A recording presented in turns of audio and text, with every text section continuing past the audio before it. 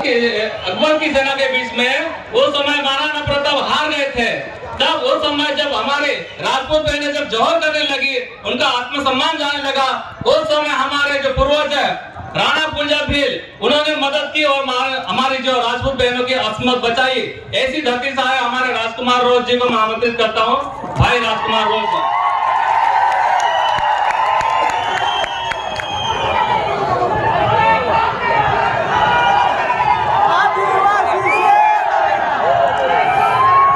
सभी को जय जोहार। थकान तो नहीं हुई है? पक्का कोई नहीं थका है? बीच में से आवाज आ रही थी कि राजकुमार जी तुम संघर्ष करो, हम तुम्हारे साथ हैं। मैं मेरी बात शुरू करूं। मैं जिस दिन से पैदा हुआ हूं और समझदार हुआ, उस दिन से खुद के लिए, परिवार के लिए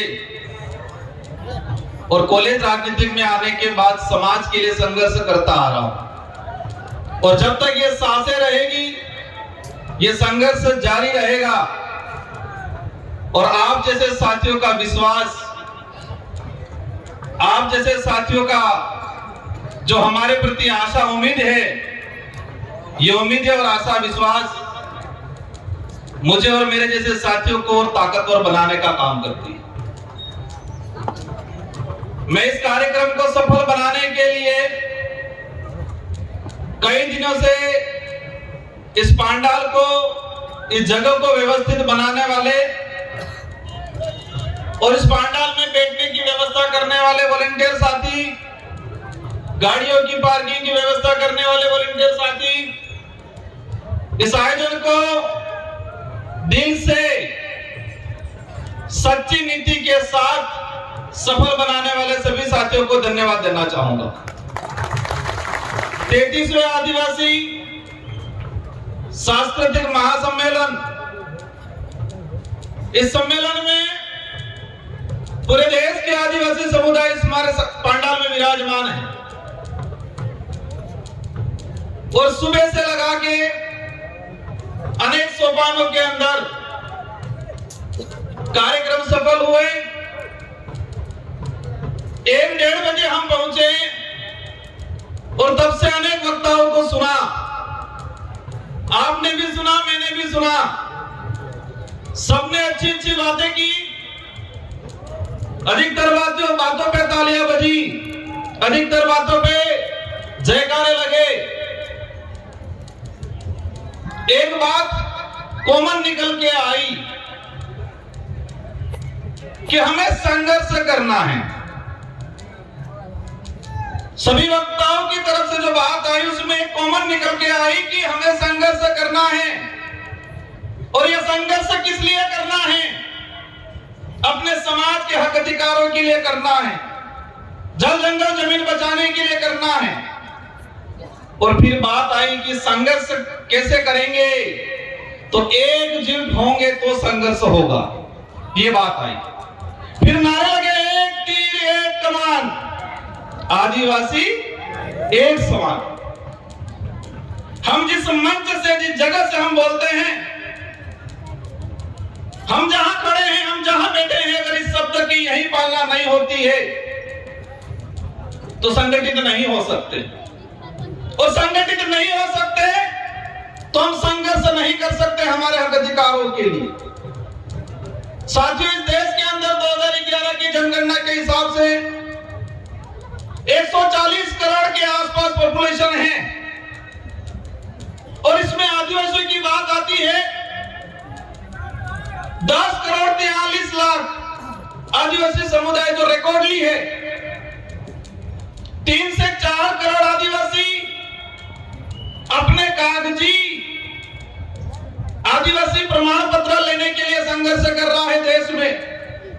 आज 2026 है और 2026 के हिसाब से अगर बात करें तो भारत देश के अंदर रिकॉर्डली जो आदिवासी है 13 करोड़ के आसपास है। और 5 करोड़ के आसपास संघर्ष कर रहा है। नॉर्थ ईस्ट का देख लो, साउथ का देख लो, हमारे गुजरात का देख लो, महाराष्ट्र का देख लो। वो जो 13 करोड़ आदिवासी है, इनमें से अधिकतर संघर्ष कर रहे हैं। मेरे राजनीतिक जीवन में मुझे 2 बार विधायक बनने का अवसर मिला मेरे विधानसभा क्षेत्र की जनता की ओर से, और आप जैसे साथियों की बदौलत मेरे संसदीय क्षेत्र बांसवाड़ा डूंगरपुर की जनता की वजह से मुझे सांसद बन के अवसर मिला। मैं बैठे बैठे विचार कर रहा था, कई साथी पूछ रहे थे राजकुमार जी आपका नंबर कब आ रहा है। मैं मन ही मन हंस रहा था कि देश की संसद में रात की 1:30 बजे तक बैठता हूं हमारे आदिवासी भाइयों की आवाज उठाने के लिए, तो यहाँ पर मुझे 5 बजे तक बैठने में कोई दिक्कत नहीं है। जिस देश की संसद में भूखे प्यासे रात की 1:30 बजे तक बैठा हूं आदिवासियों की आवाज बनने के लिए, तो मुझे यहाँ पर रात की 6 बजे 7 बजे 8 बजे तक बैठने में कोई दिक्कत नहीं है। मन ही मन हंस रहा। साथियों संघर्ष करना है तो संघर्ष करना है तो पेशेंस रखना है हम सबको। मैं बात कर रहा था 13 करोड़ के आसपास आदिवासी है इस देश के अंदर रिकॉर्डली।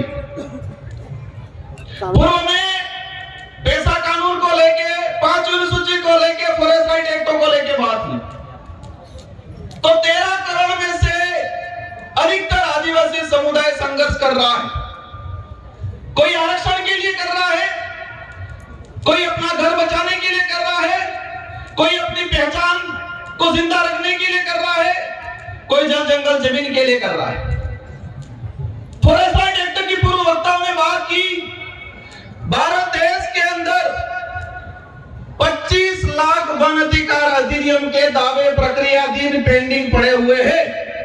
25 लाख, एक परिवार में 5 सदस्य भी अगर मान लेते हैं तो 1 करोड़ 25-30 लाख के आसपास जनसंख्या हुई।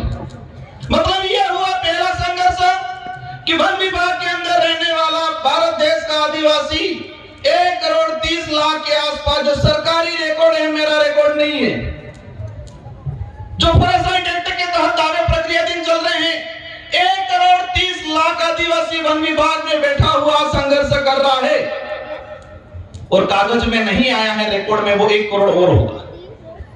देश के अंदर वन विभाग के बाद चारागाह बिलाना जमीन की बात आती है, और चारागाह बिलाना जमीन की बात आती है। मैंने जो पार्लियामेंटली जो रिकॉर्ड निकाला है उससे मुझे जानकारी मिली है कि 2.5 से 3 करोड़ आदिवासी चारागाह बिलाना जमीन पे बैठा हुआ है और संघर्ष कर रहा है कागजी अधिकार लेने के लिए।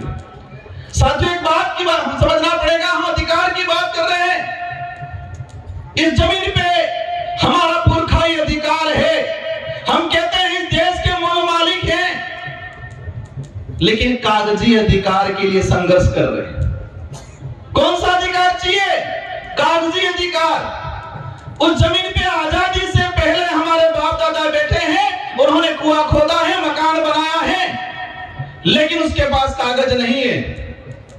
अब ये समझना पड़ेगा कागज कब जाएगा उस परिवार में, उस समाज में, जब एजुकेशन जाएगा, स्कूल जाएगी, पढ़ा लिखा होगा तो कागज जाएगा। जिस समाज में एजुकेशन ही नहीं गया, आज पीढ़ी पीढ़ी एजुकेशन प्राप्त कर रही है और उनसे कहा जाता है कि अधिकार हो तो कागज दो, ये कागजी अधिकार। हम प्रयास करेंगे, देश के अंदर अनेक शोध संस्थाएं हैं, इसरो है, बड़े बड़े सैटेलाइट लगे हुए हैं, तो उन सैटेलाइटों से पता क्यों नहीं लग रहा है कि आदिवासी कब से बैठा हुआ है उस धरती पे, उससे कागज क्यों मांगा जा रहा है? ये आदिवासियों को गुमराह करने का तरीका है, बिजी रखने का तरीका है। सैटेलाइटों से छोटी छोटी चीजें कवर हो रही है और उस पर भी मैंने जाने का काम किया, लेकिन ये सैटेलाइट और ये सरकार, हमारे पूर्व जनजाति आयोग के अध्यक्ष जी ने कहा कि 2005 से पहला बैठा हुआ हर आदिवासी को पट्टा मिलना चाहिए, लेकिन सरकार क्या कह रही है? सैटेलाइट से देखेंगे, जिसका मकान है उसको देंगे, और हमारा मकान क्या छत वाला रहता है कि झोपड़ी वाला रहता है? ये सैटेलाइट, ये सरकार है, झोपड़ी वाला जो मकान है हमारा, केलूपोस मकान है, जो हमारा कुआं है, उसको मकान नहीं मान रही है। जो 4 दीवारी बनी हुई है, जिसकी छत लगी हुई है, उसी को वो मकान मान रहे हैं। अगर इस स्थिति में हमारे अध्यक्ष जी कह के जाते हैं कि हमें मिलेगा पट्टा, आज देश के अंदर जो स्थिति, इसके अलावा क्या बटे, इनसे ज्यादा तो लड़ रहे धर्मों में, पार्टियों में। कोई हिंदू बन गया, कोई ईसाई बन गया, कोई बौद्ध बन गया, कोई जैन बन गया, कोई मुस्लिम बन गया। पूर्ववक्ता ने कहा था कि आपस में ही लड़ रहे हैं, और मेरा जहां तक आकलन है, अगर हम नहीं समझे तो ये लड़ाई और तेज होने वाली है। जिस तरह मणिपुर में हुआ, इसी तरह छत्तीसगढ़ में हो रहा है। आज एक चीज हमने देखी, देश के अंदर छोटी सी कुछ घटना हो जाती है, हाहाकार मच जाता है, मीडिया हो, सरकार हो, न्यायालय हो, कोर्ट हो, संज्ञान ले लेती है। लेकिन आज भारत देश के अंदर पिछले 1.5 साल में 300 से 400 आदिवासी नक्सलाइट के नाम से मारे गए। इसमें किसी ने संज्ञान क्यों नहीं लिया? इसमें यहां पर भी बात नहीं हो रही है। हम कह रहे हैं एक तीर एक कमान, तो क्या छत्तीसगढ़, झारखंड, उड़ीसा वाले आदिवासी एक तीर एक कमान के अंदर नहीं आते? सलमा जुडो चला 2005 से 2008 तक छत्तीसगढ़, झारखंड के अंदर। मैंने पार्लियामेंट में क्वेश्चन लगाया, सरकार को पूछा कि सलमा जुडो चला अभियान, कितने आदिवासी मरे? सरकार के लिए हमारे पास कोई फेक का आंकड़ा नहीं है। इंसान मरा है, भारत देश का नागरिक मरा है, और सरकार कह रही है कि हमारे पास पूर्ण कोई आंकड़ा नहीं है। हजारों बहन बेटियों के साथ बलात्कार हुए थे सलमा जुडो में। उस समय भी अभियान यही चला था, नक्सली उन्मूलन। आज भी अभियान चलाया जा रहा है, नक्सली उन्मूलन। अगर नक्सली उन्मूलन होना था 2005 से 8 तक सलमा जुडो चला, तब क्यों नहीं हुआ? आज अभी चला रहा है। मैंने देश के गृह मंत्री जी से भी यह सवाल लगाया, पूछा है कि जिस आदिवासी 14 साल की बच्ची को हाथ में हथियार मिला है, क्या वो पैदा होने से पहले ही हथियार लेके आई थी क्या? 14 साल 15 साल की बच्ची, वो चाइना के हथियार हैं। आप सभी न्यूज चैनल में देख रहे होंगे, जो हथियार आदिवासियों से बराबर हो रहा है, क्या वो आदिवासी चाइना जाके हथियार लेने गया? उन आदिवासियों को हथियार पकड़ाने वाले कौन उद्योगपति है, कौन राजनेता है? जब तक इनका खुलासा नहीं होगा, आदिवासी इधर भी रहेगा, फौज में भी आदिवासी, उधर भी आदिवासी। मर कौन रहा है? आदिवासी मर रहा है। आदिवासी नहीं होती, देश का किसान कौम का, गरीब कौम का आदमी मर रहा है, वो भी फौज में कौन जाएगा? क्या उद्योगपति अडानी अंबानी का देखा जाएगा फौज में?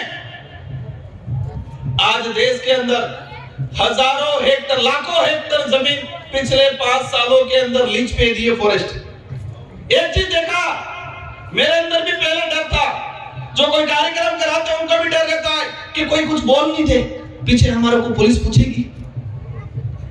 डर से लड़ाई नहीं लड़ी जाएगी। डरोगे तो मरोगे।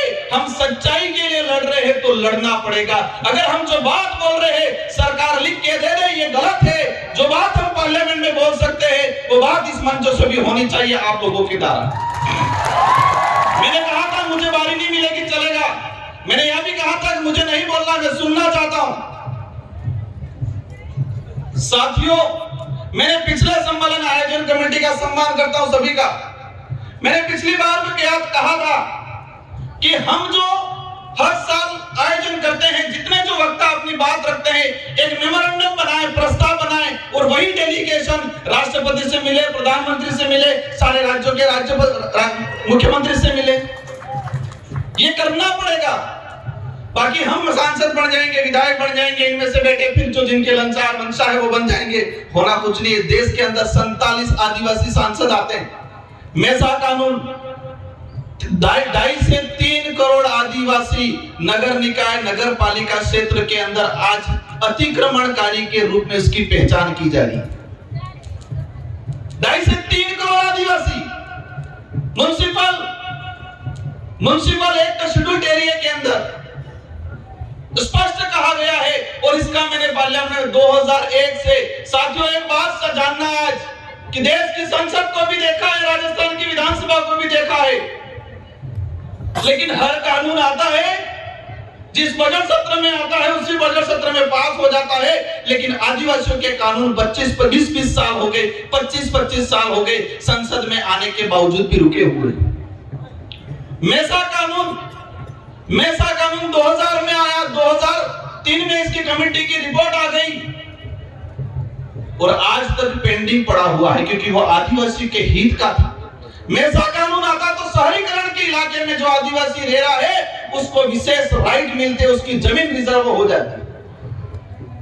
मैं समझता हूं समय काफी हो गया है।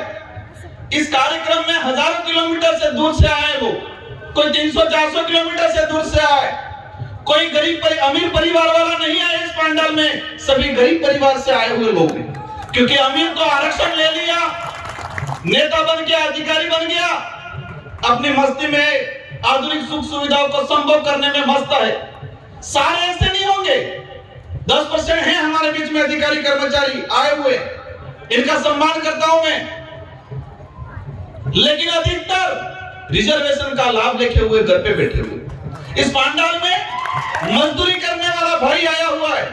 और ये बात भी समझना भाइयों, आजादी की लड़ाई देख लो, अंग्रेजों से लड़े हो, मुगलों से लड़े हो, राजा रजवाड़ों से लड़े हो, उनसे लड़ाई किसने लड़ी है? आदिवासी ने लड़ी है। और आदिवासी में भी किसने लड़ी है? जो गरीब था उसी ने लड़ी है भाइयों। बिरसा मुंडा को हम याद करते हैं, वो गरीब परिवार से थे। संविधान सभा में जयपाल सिंह मुंडा ने बात रखी थी। और एक बात सबको जानना पड़ेगा कि संविधान सभा में अगर जयपाल सिंह मुंडा नहीं होते, 1875 का जो अधिनियम है, जो हमारे प्रावधान थे, जो 1950 के संविधान के अंदर सम्मिलित नहीं होते, वो जयपाल सिंह मुंडा को आज हम भूलते जा रहे हैं। साथियों, बातें अनेक हैं, लेकिन मेरी 2 से 3 बातें आपसे अपील है। अधिकतर सरकार पे भरोसे मत रहिए, सरकार को मजबूर करिए कि वो हमारे भरोसे रहे। उल्टा करना है, हम सरकार के भरोसे नहीं, सरकार समय आने पर लोकतांत्रिक जो व्यवस्था है उस दौरान हमारे भरोसे बैठे, ये तय करना है। वो कैसे करना है आप समझ जाओ। और एक चीज देखी मैंने, 13 करोड़ के आसपास आदिवासी है, इसमें से 29 राज्य हैं। और 29 राज्य में सबसे ज्यादा आदिवासियों की संख्या किस राज्य में है? सबसे ज्यादा आदिवासी संगठन किस राज्य में है? सबसे ज्यादा आदिवासी ST reserve MLA seat, MP seat किस राज्य में है? सबसे ज्यादा अत्याचार, भेदभाव, एट्रोसिटी, जल जंगल जमीन से उजाड़ा किस राज्य में हो रहा है? मैंने कुछ नहीं बोला है, आधो ने बोला है, आधे चुप है, कंफ्यूज है। वो आप सवाल ढूंढते रहना। और सबसे ज्यादा आदिवासी संगठन किस राज्य में बने हुए हैं? इस देश में एक ट्रेड चल रहा है अभी, उस ट्रेड को भी समझना है। ट्रेड ये चल रहा है कि कोई सामाजिक घटना होती है, सामाजिक आंदोलन होता है, और वहां थोड़ा पढ़ा लिखा आदमी जाके तेज तर्रार भाषण दे देता है। अब भाषण दे देता है तो सबकी निगाहें उस व्यक्ति की तरफ होती है, तो वो लीडर बनता है। और जब वो लीडर बनता है तो मनुवादी सोच के बनी हुई पार्टियां उसका शिकार करती है। क्या करती है? शिकार करती है, पहले भावतोल करती है, और भावतोल में नहीं जमता है तो वो शिकार करती है। ये हो रहा है, मैं किस राज्य में, किस देश में, किस समाज में हो रहा नहीं, लेकिन यही ट्रेंड चल रहा है कि कहीं सामाजिक एक्टिविटीज हुआ, कहीं एट्रोसिटी हुआ, कहीं जल जंगल जमीन की बात हुई, 50-100-500 लोग इकट्ठे हुए, 1-2 नेता जाएंगे, वहां भाषण देंगे जोरदार, उनकी वैल्यू बढ़ेगी। और राष्ट्रीय पार्टियां बनी बनाई लीडर को खरीदने का काम करती है। अगर वो नहीं खरीदा जाएगा तो वो जेल की सलाखों के पीछे होगा। अब आपको तय करना है, ये बड़ी विडंबना है। कहोगे राजकुमार रोज तो कह रहा ऐसा करना भी है और फिर कह रहे कि ऐसा नहीं भी करना है। ये कंफ्यूजन है, ये बड़ी विडंबना है कि हमें सही व्यक्ति को, सही विचारधारा को कैसे चॉइस करना, ये आपको छोड़ के जाना चाह रहा हूं। हमें विवेकशील बनना है, सोचने समझने की शक्ति डेवलप करनी है। ये बात जरूर है कि आदिवासी समुदाय बोला है, लेकिन इस समुदाय को कुछ लोग उस बोलेपन का फायदा उठाते हैं। और अंतिम में एक बात कहना चाहूंगा कि मेरे लिए तब सुनोगे आप, मेरा साथ तब दोगे, मैं सही नीति पे चलूंगा, सही बात के लिए लड़ूंगा, मेरी कथनी और करनी में अंतर आएगा, उस दिन राजकुमार रोज की भी नहीं सुनी जाएगी। देश के अनेक संगठन हैं, आदिवासी एकता परिषद पे पूरे देश के आदिवासियों की निगाहें हैं। इस पंडाल में लाखों लोग हैं, लेकिन करोड़ों लोग यूट्यूब के माध्यम से घर बैठे हुए आदिवासी एकता परिषद के कार्यक्रम को आज देख रहे हैं। वो हमारा अध्ययन कर रहे हैं। मेरा अनुरोध है इस छवि को बरकरार रखना, ये कारवां बढ़ना चाहिए। हमें स्वच्छ सही नीति से संगठन को चलाना है। मैं एक आदिवासी समुदाय का एक मामूली आदमी होने के नाते मेरा हमेशा सहयोग रहेगा। विचारधारा उद्देश्य कुछ हो सकते हैं अलग, लेकिन आदिवासी समुदाय के हक अधिकार उनको एकजुट करने की बात आएगी, राजकुमार रोज खड़ा रहेगा। लेकिन मेरा हाथ जोड़ के अनुरोध है कि कथनी और करनी में अंतर मत आने देना, नीति सही रखना। अगर नीति में मेरी और कथनी करनी में, मेरा उदाहरण ले लेता हूं, फर्क आ गया, समाज आज कारवा है, लेकिन नीति और करनी और कथनी में अंतर आ गया, पीछे कोई नहीं मिलेगा कुछ समय बाद। इस बात को ध्यान रखना सर। समाज को जरूरत है। समाज हर बार ठगा गया है, हर व्यक्ति से ठगा गया है, हर संगठन से ठगा गया है। हम प्रयास करते हैं, हम सबको मिलकर प्रयास करना है, क्योंकि एक बार कोई लीडर बनता है और वो कोई गड़बड़ कर देता है, समाज ठगा हुआ महसूस करता है। कोई संगठन बनता है, उस संगठन से आस लगती है, अगर वो संगठन कथनी और करनी में अंतर कर देगा तो समाज ठगा हुआ महसूस करेगा। भाइयों, आजादी के बाद से हजारों बार आदिवासी समाज ठगा हुआ है, व्यक्तियों के द्वारा, संगठनों के द्वारा। हम प्रयास करो, आप ज्यादा कुछ नहीं कर पाओगे चलेगा, लेकिन कथनी और करनी में अंतर मत आने देना और सही नीति से, निष्पक्ष नीति से हमें आगे बढ़ना है। इन शब्दों के साथ आप सबको धन्यवाद, आभार। जय जवाहर, जय भारत, जय वीर प्रदेश, जय संविधान। एक तीर एक कमान, आदिवासी एक समान, एक तीर एक कमान, आदिवासी एक समान। इस नारे की भावना, इसको जिंदा रखना। जय जवाहर।